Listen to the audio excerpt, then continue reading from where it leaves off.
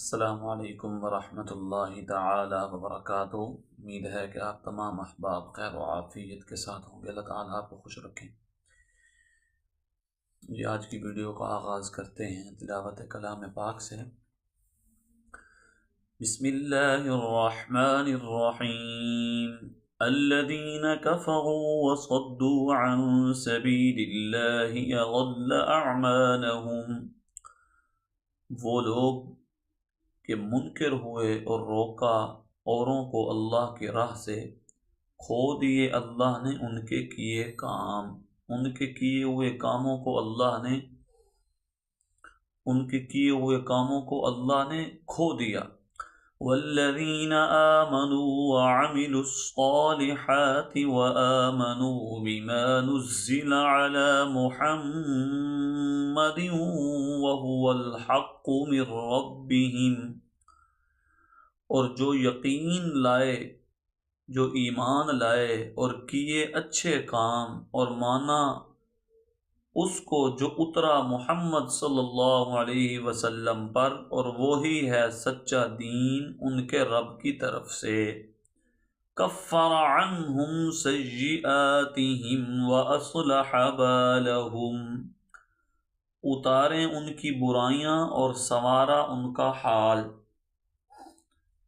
اس حق نے اتاری ان سے ان کی برائیاں اور سنوارے ان کے کام۔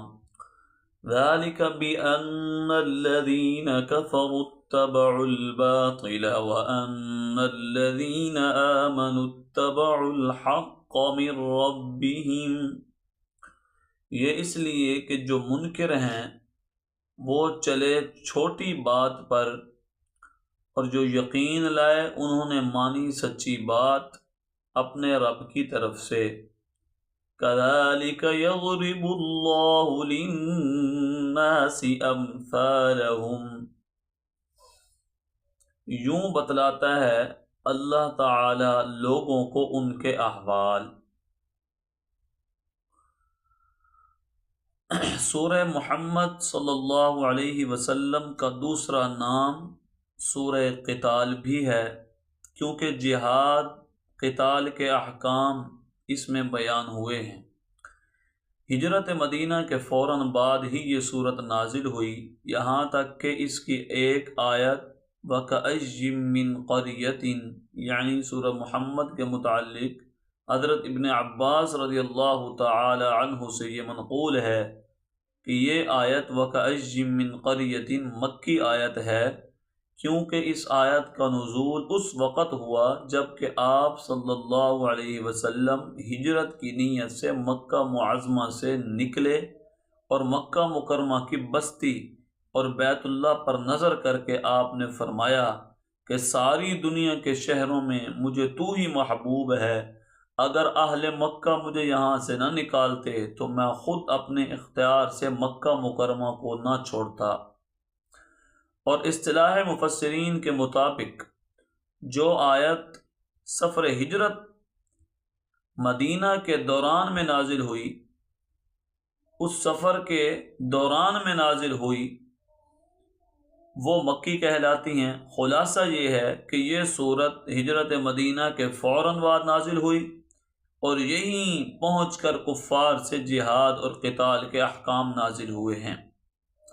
وَصَدُّوا عَن سَبِيلِ اللَّهِ، وَصَدُّوا عَن سَبِيلِ اللَّهِ، سبیل اللہ سے مراد اسلام ہے۔ أَضَلَّ أَعْمَالَهُمْ، میں ان کفار کے وہ اعمال مراد ہیں جو فی نفسہ نیک کام ہیں، جیسے مساکین کی امداد اور اعانت، پڑوسی کی حمایت اور حفاظت، سخاوت، صدقہ خیرات وغیرہ، کہ یہ اعمال اگرچہ اپنی ذات کے اعتبار سے نیک اور اچھے عمل ہیں، لیکن آخرت میں ان کا کوئی فائدہ نہیں۔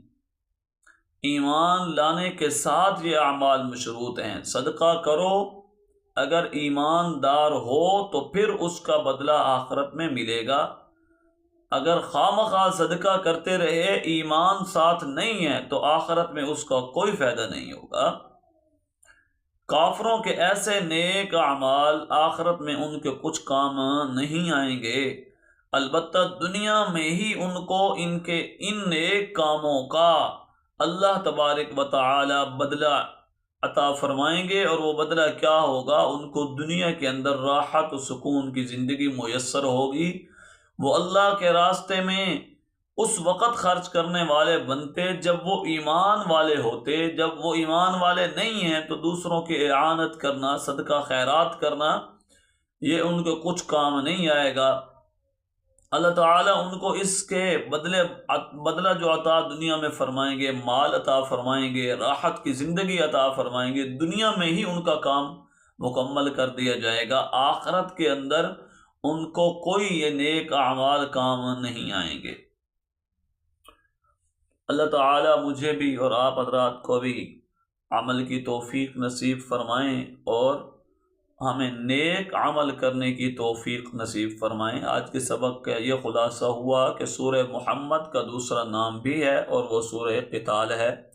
دوسری بات یہ کہ یہ مدینہ منورہ میں نازل ہوئی، سوائے اس آیت کے وہ بھی حضرت ابن عباس رضی اللہ تعالیٰ عنہ کا قول ہے کہ وَكَأَيٍّ مِّن قَرْيَةٍ، یہ جو آیت ہے سورہ محمد کی، یہ نازل ہوئی اس وقت جب آپ صلی اللہ علیہ وسلم مکہ سے مدینہ کی طرف ہجرت کر رہے تھے اور بیت اللہ پر نظر ڈال کر فرما رہے تھے کہ میں تجھے چھوڑنا نہیں چاہتا تھا، مجھے دنیا کے اندر جتنے شہر ہیں ان سب سے محبوب ترین شہر تو ہے، تجھے چھوڑنا نہیں چاہتا تھا، اگر مکہ والے مجھے پریشان نہ کرتے تو میں تجھے کبھی چھوڑ کر نہ جاتا۔